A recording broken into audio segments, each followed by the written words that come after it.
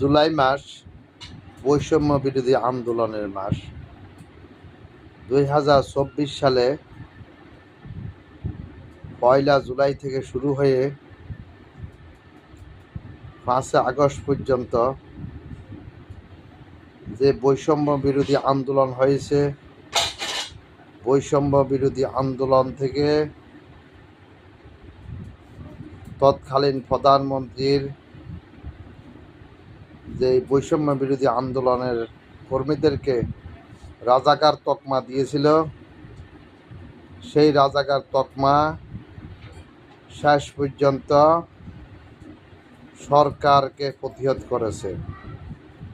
সরকার বিরোধী আন্দোলন হয়ে ওই সরকার ক্ষমতা হারিয়ে দেশান্তরীত হয়েছে।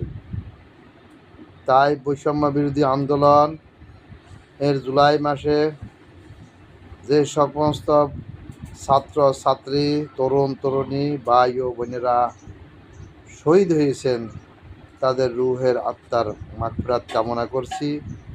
যারা বেঁচে আছেন, পঙ্গুত্ব বরণ করছেন, অঙ্গহানি হয়েছেন, আল্লাহ তাআলা তাদেরকে যেন সুস্থতা দান করেন, শেফা দান করেন।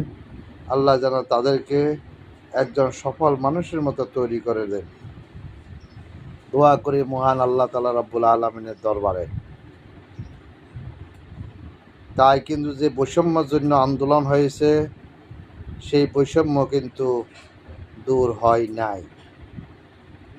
কিন্তু আন্দোলন শেষ হয়ে গেছে, মানুষ হতাহত হয়েছে। সে আমাদের অতীতের, যেই জন্য 1971 সালে মুক্তিযুদ্ধ হয়েছিল পাকিস্তানিদের বিরুদ্ধে, কিন্তু সেই পাকিস্তানিদের বাপ দ্বারা কখনো পরিবর্তন হয় নাই, বাংলাদেশ থেকে বিদায় নেই নাই।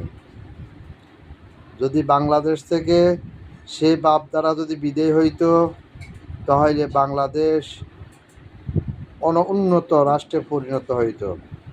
কিন্তু আমাদের ভাগ্যে বেশি ভালো না, ভাগ্য খারাপ। ভাগ্য খারাপের কারণে এই দেশে বৈষম্য দূর হয় নাই, এবং বৈষম্য দিনকে দিন আরও বাড়তে আছে। তাই এই বৈষম্য দূর করতে হলে আর যে কত আন্দোলন করতে হবে সেটা জানি না। এই জাতির ভাগ্যে আরও যে কত আন্দোলন অপেক্ষা করতে আছে।